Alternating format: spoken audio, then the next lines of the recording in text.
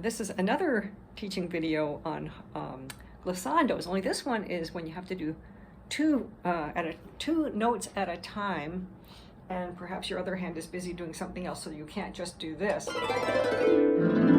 which would be fine if you had both hands available. Let's say you don't.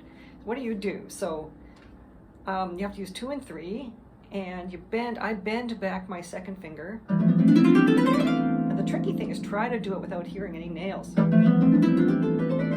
you may have to play around with your angle to avoid the nail to clicking. Now, I've also seen it done upside down. So you turn your hand upside down like a little walking figure, and you come up like this. The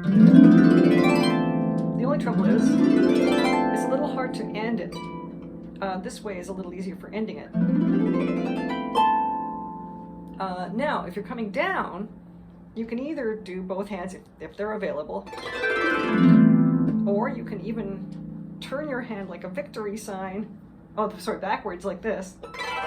You don't get a lot of power, and it can be done in both hands.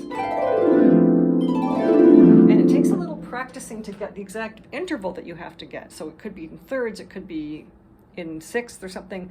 I think in Ravel's Introduction in Allegro, there's some double ones, and you can do them like this. In fact, yeah, if you have 2 at a time, you can actually do that. Or you can just use 2 thumbs, which sounds a lot better. So sometimes you have to do a judgment call, even if the composer has written a quadruple thing. And there's a few orchestra parts like this as well, where they have all these extra things. I think in Firebird there's a lot of that as well. And sometimes you just have to think, well, what they obviously wanted was to have lots and lots of sound, but in fact, by doing these double glissandi, you're getting less sound because you're knocking out all the sound of those strings. So it's up to you to decide, or to try to decipher what the composer actually wanted as opposed to what they put on the page. So I hope that's useful.